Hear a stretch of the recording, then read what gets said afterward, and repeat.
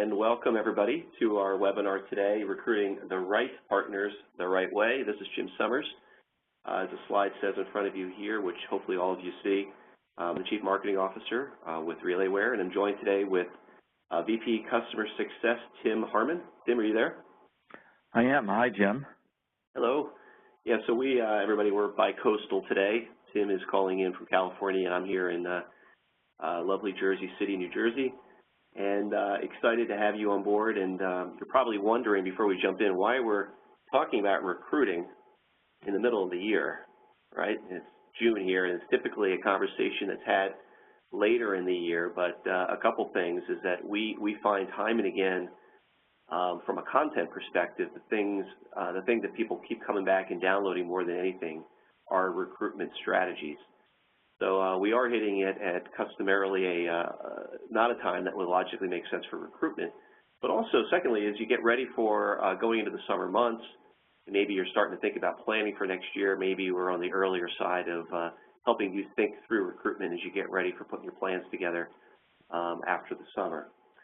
So let's jump right into it here if we could, and my background just for a few moments here is I've been with Relayware since last year, the end of last year. I come from the mobile side, working with companies like Antenna and FiberLink, and also in marketing automation with Responses. And again, like I said before, I'm here out of Jersey City. And Tim, you've been with us since, what, the beginning of the year, is that correct? Yeah, since the beginning of the year, and prior to that, I was the channels analyst with Forrester Research for 6 years, and I've also have over 13 years on the vendor side, primarily in marketing and channel development roles with companies like Cognos and PlanView. Yeah.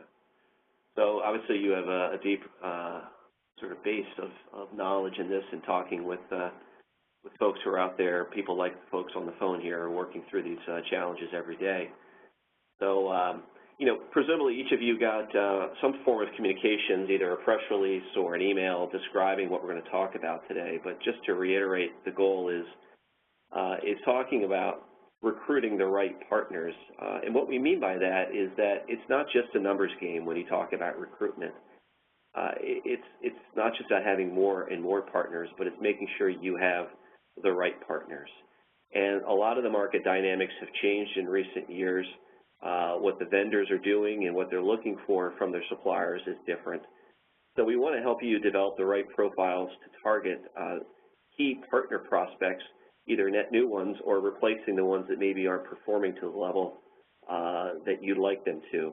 And we also want to help you build a communication strategy to keep them engaged. So recruiting them and keeping them engaged as well is also important, since there's a lot of folks out there, a lot of suppliers that, competitors of yours, that are also vying for their attention. So with that, let's jump right into it, if that sounds okay. And I'm going to set the stage here for a second here with a couple of slides from analyst firm Canalys. And this one we thought was very interesting. In a survey that they did, now admittedly this is an EMEA survey, a European survey, but still I think very apropos. They surveyed channel respondents here and asked them about the growth, the outlook from a revenue and sales perspective and profitability, and what the planned growth is for 2014. And you can see here 3/4 of those surveyed are planning for growth this year in 2014. So technology, again, this is primarily technology channel partners, are seeing growth happening and business transformation happening in 2014, and overall a fairly bullish outlook. Also from Canalys, a different survey, but very much related to it. When they looked at, again, in EMEA, you know, surveying different types of companies, you know, what's the outlook for the economy in Europe? It's down 3% in 2014, but asking vendors, distributors, and partners what kind of growth they see happening, you can see partners here are very much bullish about growth in 2014 and beyond. And why is that? Well, it's this quote here from Alistair Edwards says, is that they expect the growth to be driven by this shift towards software and services as channel partners are moving their business and models away from their hardware-centric past to much more of a software and services model. Now, the reason we're including this as our setup here is, again, asking the question about the kinds of partners that you have today and what is their perspective on things. You know, what are they? Are you still talking about trying to push more hardware if you're in that business when they're thinking more about software and services? So I think it's a good way to kind of set the stage for the market that is very bullish, but also their mindset is very much in a lot of ways around software and services.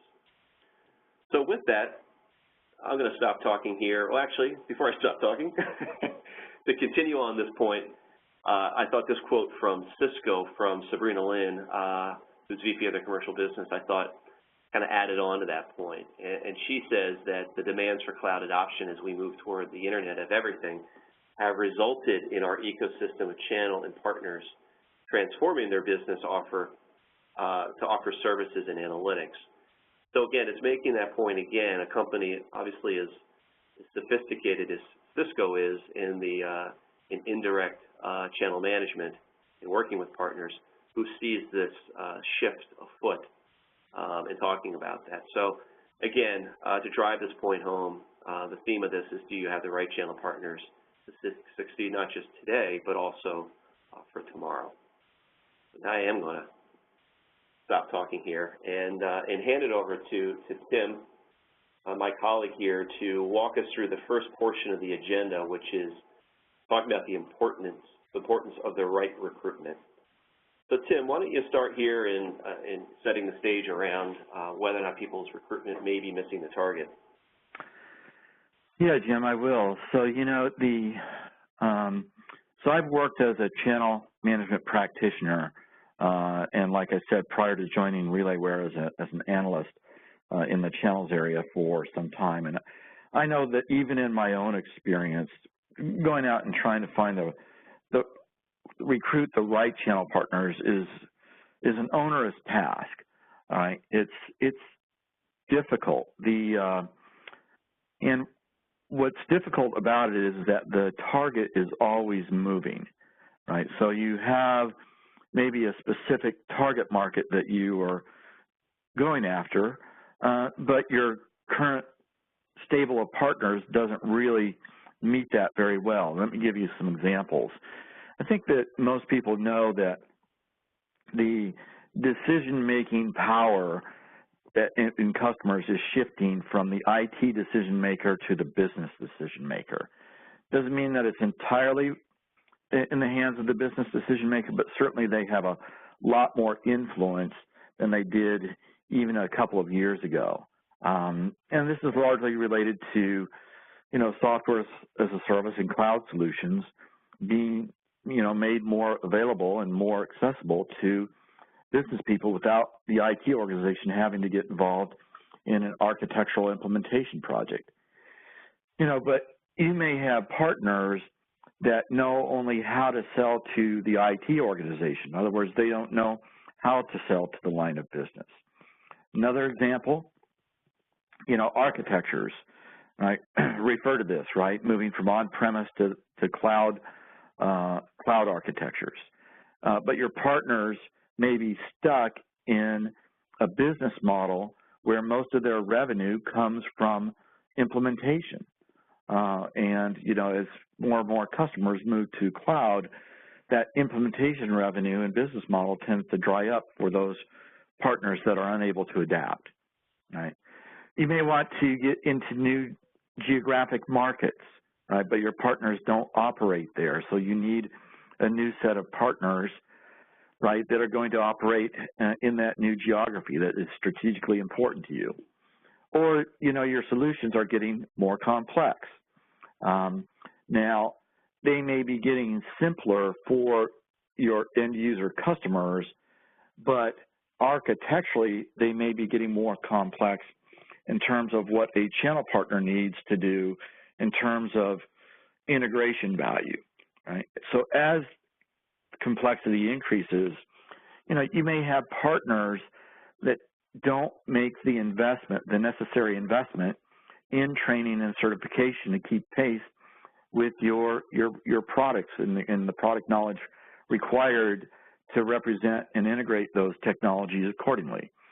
So either your current stable partners or your recruitment targets may be missing, where you need to be or want to be as a company. And these are just a few examples.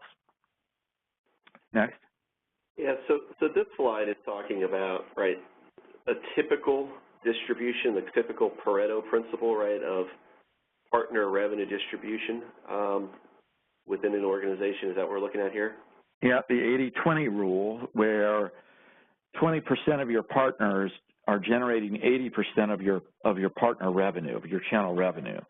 Now, it's interesting, in my years in the business, I've had many people tell me that the equation is actually worse than the Pareto principle. So it's not 20% that generate 80% of the revenue. It's only 10 or 5% of partners that generate the bulk of the revenue. So it's a very small percentage.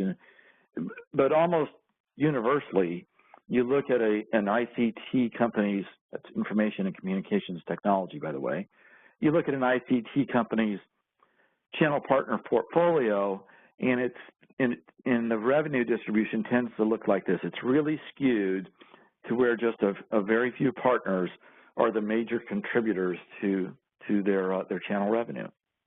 Mm-hmm. Do you want me to? Yep, next. Okay. So now if that's the reality here, now we have to think in terms of how we can fix that, right? So it's right. Not the art of profiling, but really, acting like we're doing some forensics here and turning it more into a science of profiling. Yeah, so I want to talk about partner candidate profiling now, and I think that a lot of companies have historically treated it as an art, Who do we recruit as partners? And, you go on, maybe go on gut feel, you may go on relationship, and you may go on what I call basic profiling, just a few attributes. The combination of those three factors, gut feel, relationship, and basic attributes. And what I mean by basic attributes is that you may capture things like, what geographies they operate in, the vertical industries they serve, company size, their technical acumen.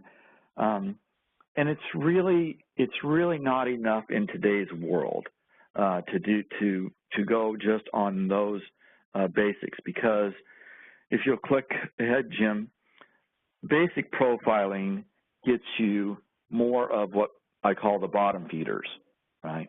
It's not going to get you those stronger channel partners that, you would actually like to be more to the left in the Pareto curve here, which have potential even to move up to be your A players, your star players.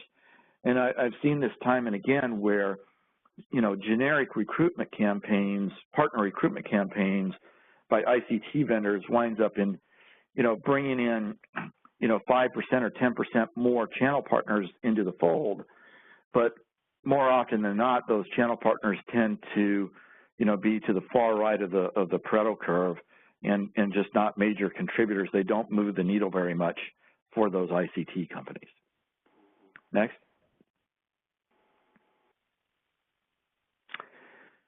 So what we prescribe is advanced profiling, right? And you can go, much deeper in the sort of information that you collect from channel partner prospects. So it's instead of, just asking about company size, for example, get information about their year-over-year growth. How fast are they growing? In terms of just number of employees, find out how those employees are allocated according to their skills. What percentage are technical? What percentage are sales? What percentage are marketing? What percentage are business consultants, right? Much greater insight into, what that partner company's value could potentially bring to you. In terms of just their general technical acumen, find out what certifications and specializations they already have. They probably have other tech vendors, ICT vendors in their portfolios, and they're likely to have other certifications. Find out what they are, what they're skilled at, how much they've invested in training and certification, right? That's a key indicator. And by the way, in Relayware, you have the capability to measure, partners' performance using a scorecard approach, and and that's for existing partners. But you can adapt that scorecard for partner candidates or partner prospects. So the same sort of model that you might use to capture information on existing partners and to develop a scorecard for them, you can take that same scorecard and adapt it to your partner prospects or partner candidates as well. Next. And this is what advanced profiling gets you, right? It gets you more of what I call those B-plus players, right? Those B-plus partners that are going to make an immediate impact to your top line and your bottom line, both, because top line, they're going to generate more revenue. Bottom line, the more productive partners or the partners that ramp more quickly aren't as costly to support, right? So this is what advanced profiling gets you, and it gets you a much flatter curve, in fact, is what you want. And those B-plus partners, if you do a proper job of identifying and recruiting them, they really have the potential to become your A partners as well in just, a year or two. Next. Here's an example of a scoring model. I wanted to give you an idea. And again, this can be automated in Relayware.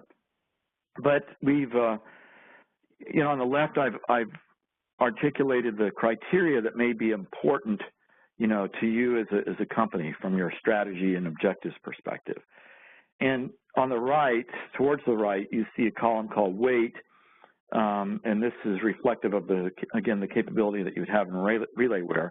You can weight the criteria accordingly. So in this case, we're giving slightly higher weightings to their technology specializations, and then their business model revenue, their vertical industry coverage, and how they allocate their employee skills. And then according to the information that you can get from the partners about all these different criteria, then you award them points on a 1 to 5 scale of how well they do in that. And of course, then the software will calculate what the score is and aggregate everything together to give you an overall score. In this case, it's 240 points for this particular partner candidate. What you can do is, you can plug all of your partner candidates onto a graphic that represents a heat map to show you, where your current candidate crop lies relative to your strategic objectives. Very valuable tool to give you an idea of whether your recruitment campaigns and investments are in the right area or not. Next. So again, I just want to emphasize that you want to bust the Pareto principle, right? That should be your goal. You don't want 20% or worse, 10% of your partners generating 80% of your revenue. You want 25 or 30 or 35% of your partners that are participating in revenue contribution, major revenue contribution. So, doing the right recruitment techniques around advanced profiling, scorecarding, and the other techniques that we're going to talk about here is going to get you more of the right partners and actually let you identify and cull out the partners towards the bottom of your stack, which are actually probably unprofitable. They're probably costing you more to support than the revenue they bring in. Next. Okay, so that's very helpful, Tim. As you can see here on the agenda, now that we've talked about the profiling and the definition of the types of partners that you should be thinking of recruiting and weighting them and scoring them and so forth, the next stage of this is to build the recruitment program in the campaign, which I'm going to walk through before we get to some of our recommendations and techniques for recruitment in the next part of the agenda. But when we look at putting our marketing hat on here, you can see that's not me, but I have a hat just like that as a marketer. You have to look at what kind of bait you currently have in your marketing tackle kit to go out and recruit some partners. Now, needless to say, this varies by the size of a company you are. We referenced Cisco earlier. If you're Cisco, you've got quite a marketing engine behind you, but we're not all Ciscos. And you now need to look at the resources you currently have in your group. And if you're not in the marketing organization, you've got to reach out to your marketing team and say, all right, well, what's, first of all, our data look like? We spent a lot of time thinking about our ideal partner prospect. Now we need to look at our existing data and say, you know, how fresh is that data, and how far is it going to take us to find some new partners? And then you got to look at your other foundational assets, like your website, your social sort of storefront, or your social face out to the market. You know, your email tooling, webinars, events, and even PR or analyst relations and media relations, I should say. Those types of things are all the things you need to kind of look at here and seeing what you have available to you currently. But, you know, once you have a sense of that, you know, it's the classic funnel here, right, the marketing and sales funnel. And the first thing, again, is starting with the data. Now, Tim's walked us through helping you identify through your scoring model your ideal partner profile. So once you're armed with that, you need to think about creating that list. So you may need to do some data cleansing. You know, there's some companies out there. We use a company called Reachforce. There's also Hart Hanks. You know, or you're not just cleansing, you're maybe renting data as well. Companies can help you there, like a Net Prospects can help you, and they've got some really nice tooling around taking your partner profile and building into the system, putting those attributes in yourself, and building your own profile. In the channel space, there's companies like Channel Navigator who have a very deep repository of channel executives as well. But the rule you need to think about here is what we like to say is 5X. And you really need to recruit and identify 5 candidates for each partner you're looking to recruit. And it's just a general rule of thumb, because it's not just about you know, you're going to bring them through an interview process and a dating process to see if it works well from your perspective and from the partner's perspective.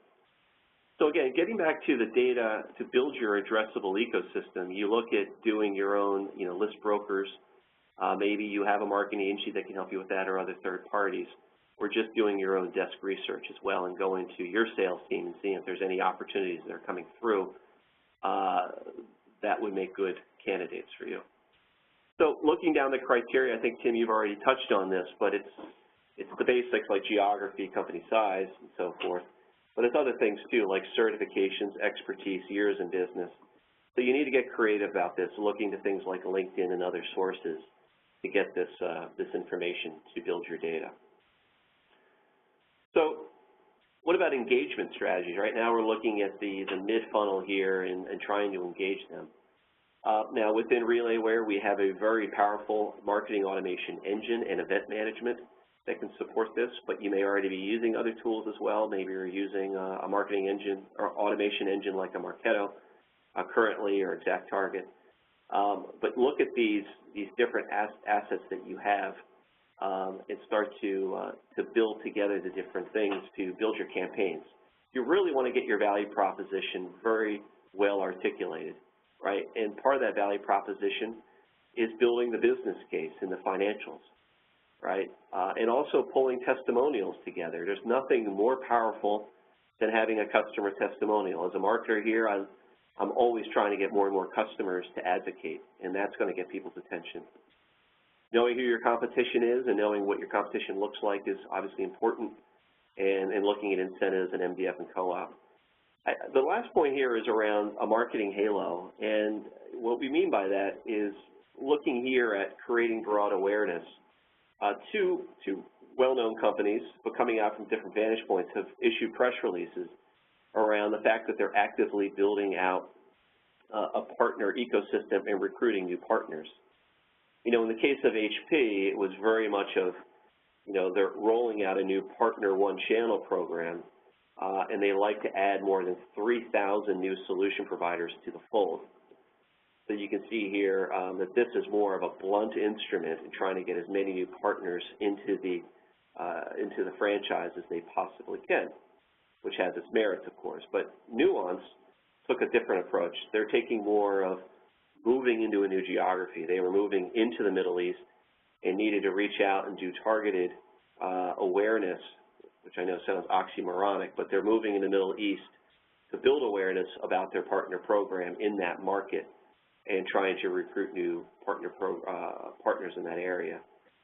We were talking earlier this morning about just the sheer number of announcements we've gotten in the last month alone from companies that are announcing channel partner programs.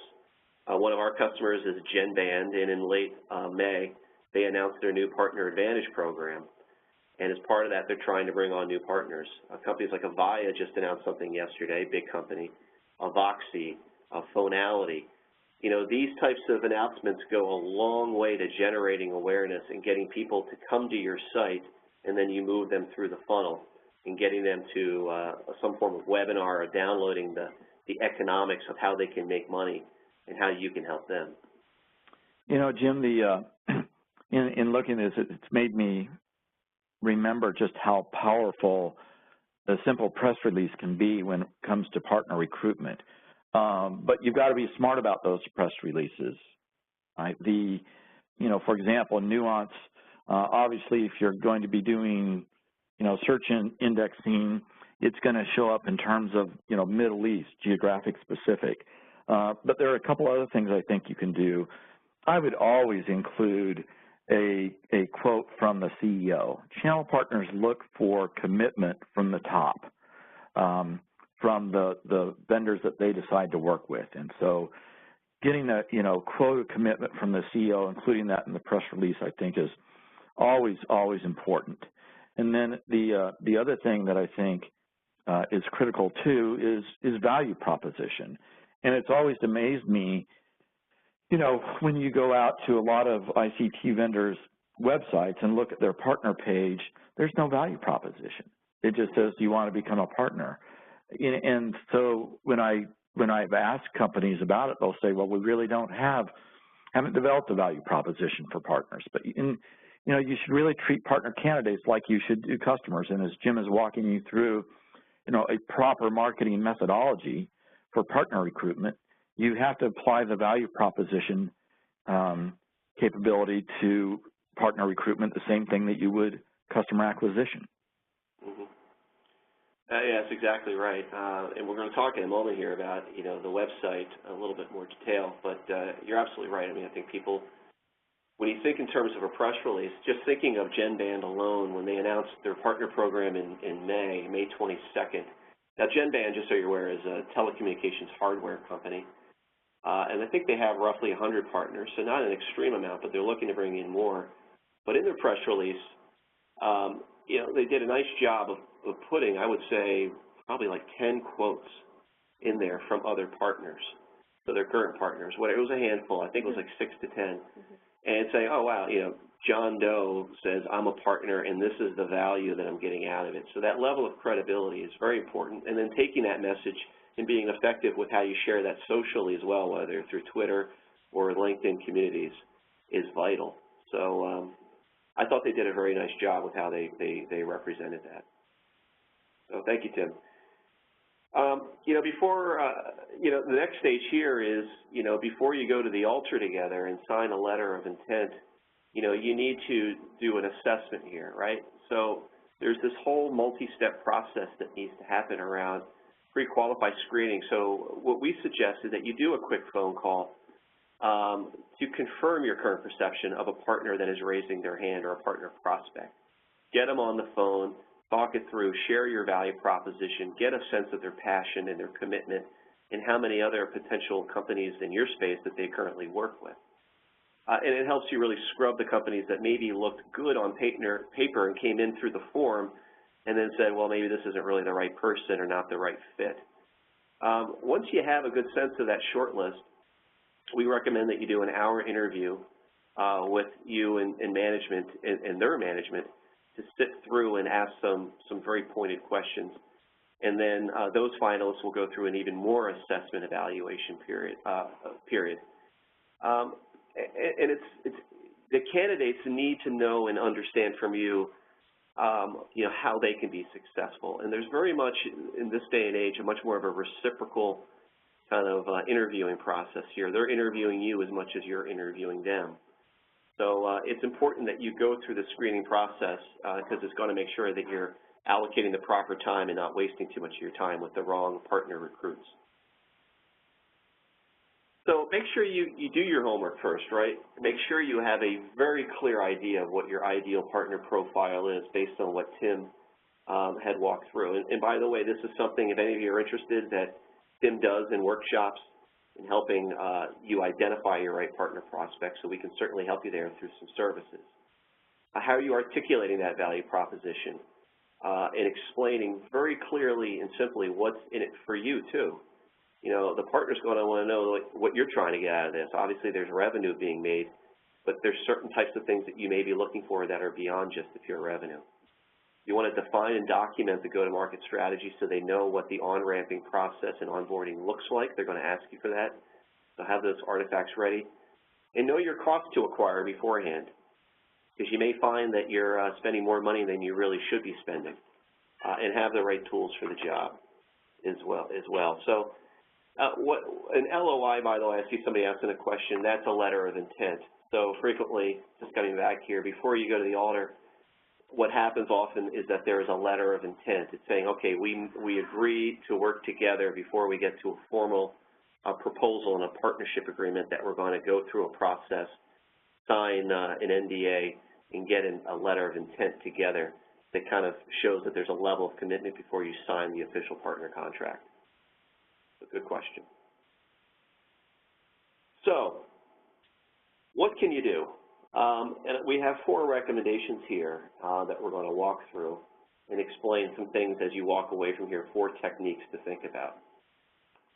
So, Tim, why don't you, let's not spend too much time on this because you're going to go through these one by one, but at a very high level, can you explain what these 4 techniques are?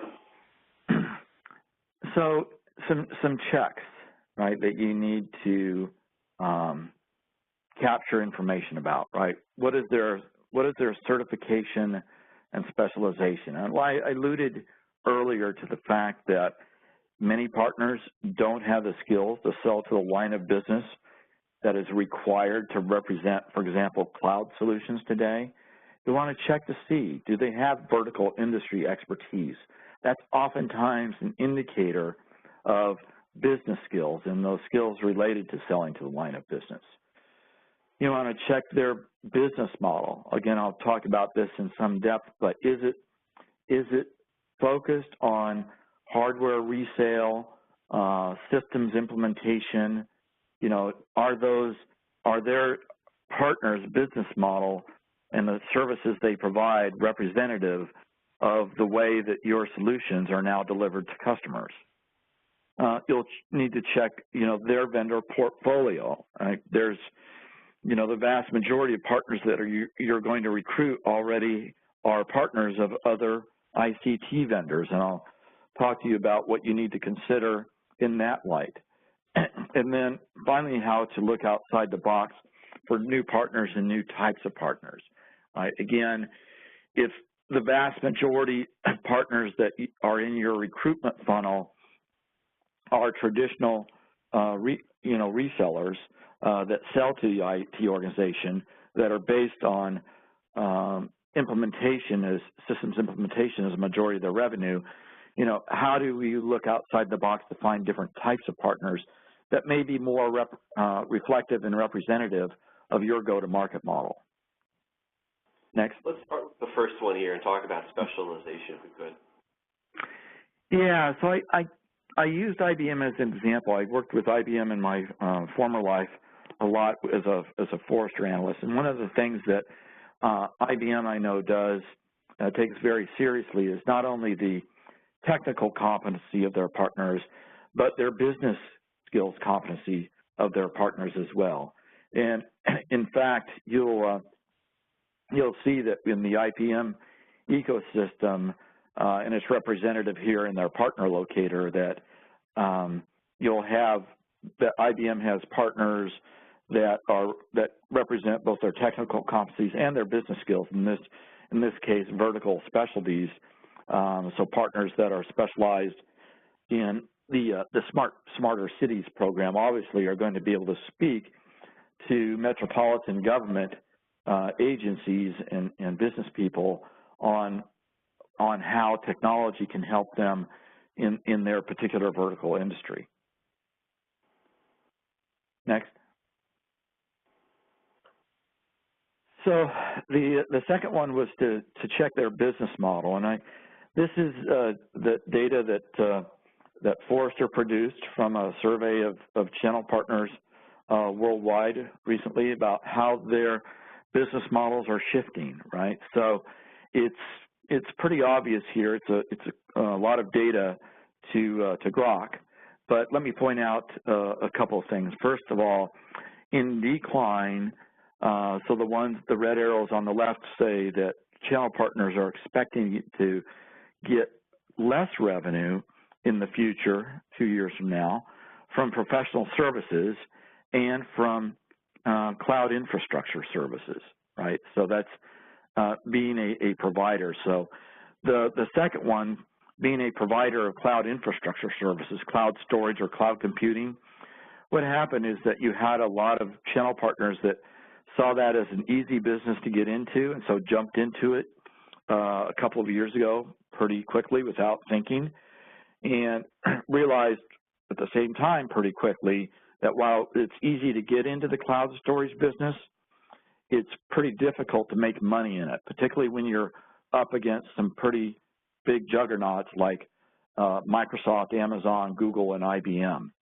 And so we see a lot of channel partners that are actually dropping out of that business of being providers of cloud infrastructure services themselves. Now, right above it, though, you see what's increasing is they're going back into reselling cloud infrastructure services. So that's actually on the increase. So, you know, they are certainly interested in reselling Microsoft, Google, Amazon, and IBM, and others cloud services. Some of the others that you see that are really ramping up, reselling cloud infrastructure services, like I said, being a provider of managed services. It's been on a healthy uptick in terms of year-over-year growth for probably the last 5 or 6 years, that more and more partners are in the getting into the managed services business, where they can use remote monitoring and management tools to administer a customer's systems remotely. And it really plays well with kind of the cloud trends that are going on today as well. So, you know, in general, channel partners' business models are becoming more diverse, and it's this sort of diversity that you should be looking for, right? You should be asking for what their business model revenue breakdown is, just in terms of percentages, so that you can be assured that they have the proper diversity as the market continues to change. Next. You want to check their vendor portfolio. So the number of vendors in their portfolio that they already have, the types of vendors in their portfolio. So are they complementary or are they competitive? Right? If you're a security vendor, do they already have 2 other security vendors that they represent? Might be different than if they are if they have networking or data center vendors in their portfolio, where security can actually provide a very good complement for them. And then finally, you should try to find out the wallet share distribution of vendors in their portfolio. So they may have 5 or 6 or 8 vendors in their portfolio. You know, is it skewed all towards one of those 8, or is the wallet share distributed fairly evenly? And I want to take a moment, because I oftentimes get this question. I'm going to anticipate that this question's going to pop up at the end, because it usually does. It's, you know, how do we get wallet share information and all this other type of advanced profiling information that you prescribe for your scorecard model? Well, there's oftentimes ICT vendors will apply incentives for their channel partners, and oftentimes they apply those incentives for, you know, a time-bound sales program to sell a particular product in 3 months. But you can apply incentive strategy much more broadly, right? You can incentivize channel partners to be more engaged with you, to invest more in training and certification, and you can even extend that incentive strategy to your partner candidates that you're trying to recruit. So in this case, and what we've helped a number of our customers do is employ an incentive framework for partner candidates, whereby the more information that they provide during the recruitment process, once they onboard, they actually are getting, in one case, significant discounts on training, or in another case, they're actually getting, from the very get-go, a market development fund account, which is 50% larger than what a partner is that doesn't provide that sort of information. So we've got a couple of customers that are really applying some innovative incentive strategy techniques to actually incentivize partners to give them the information they need to do a proper recruitment profiling of them. Next.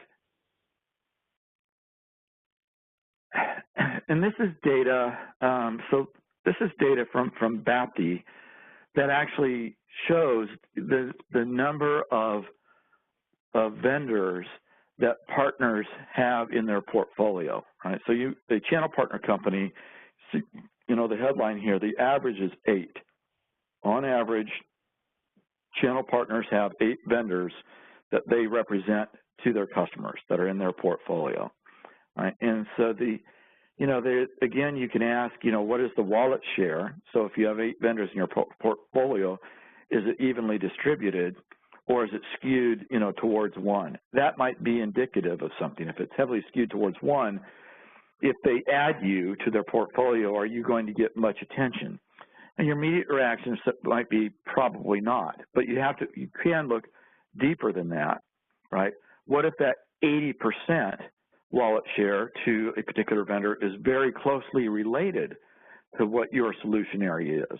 Then that actually might be advantageous to you. So again, this is indicative of what you can get at if you take more of an advanced profiling and apply some of the scorecarding principles and techniques that Relayware has to offer to your recruitment process.